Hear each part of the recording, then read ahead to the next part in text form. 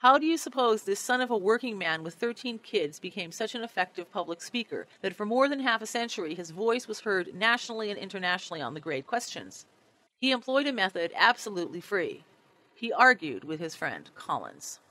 Quote, "Very fond we were of argument, and very desirous of confuting one another, which disputatious turn is based upon contradiction." Here Franklin warns against using dialectics on friendships or at social gatherings. "I had caught it, the dialectical habit, by reading my father's books of dispute about religion. A question was started between Collins and me of the propriety of educating the female sex in learning and their abilities to study.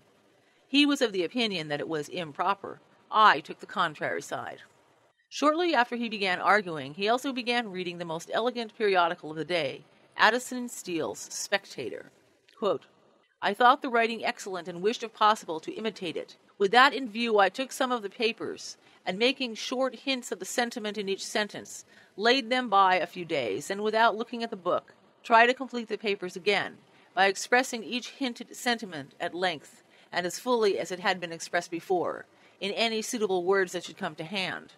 Then I compared my Spectator with the original, discovered some of my faults, and corrected them." This method was hammered out while working a 60-hour week.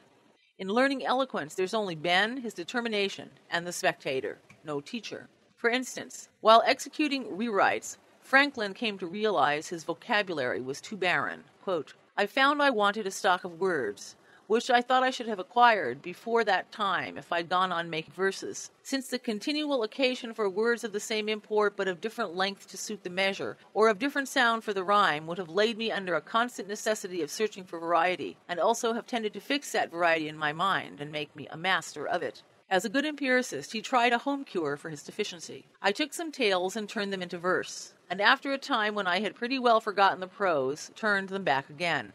I also sometimes jumbled my collection of hints, his outline, into confusions, and after some weeks endeavored to reduce them into the best order before I began to form the full sentences and complete the paper. This was to teach me in the arrangement of thoughts. By comparing my work afterwards with the original, I discovered many faults and amended them, but I sometimes thought I had been lucky enough to improve the method or the language." By the time he was 16, Franklin was ready to take up his deficiencies in earnest with full confidence he could by his own efforts overcome them. Here's how he handled that problem with arithmetic. Quote, "Being on some occasion made ashamed of my ignorance in figures, which I had twice failed in learning when at school, I took Crocker's book of arithmetic, and went through the whole by myself with great ease. I also read Sellers and Shermy's book of navigation, and became acquainted with the geometry they contain."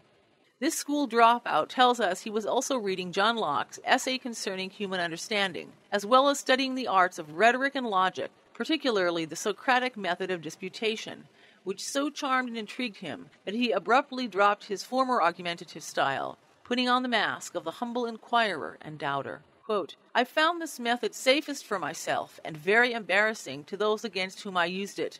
Therefore I took a delight in it, practiced it continually, and grew very artful and expert in drawing people, even of superior knowledge, into concessions, the consequences of which they did not foresee, entangling them in difficulties out of which they could not extricate themselves, and so obtaining victories that neither myself nor my cause always deserved." Might there be an instructive parallel between teaching a kid to drive, as my uncle taught me to do at age 11, and the incredible opportunities working-class kids like Franklin were given to develop as quickly and as far as their hearts and minds allowed? We drive regardless of our intelligence or characters, because the economy demands it. In colonial America through the early republic, a pressing need existed to get the most from everybody. Because of that need, unusual men and unusual women appeared in great numbers to briefly give the lie to traditional social order. In that historical instant, thousands of years of orthodox suppositions were shattered. In the words of Eric Hoffer, "Only here in America were common folk given a chance to show what they could do on their own without a master to push them and order them about." Close quote. Franklin and Edison, multiplied many times, were the result.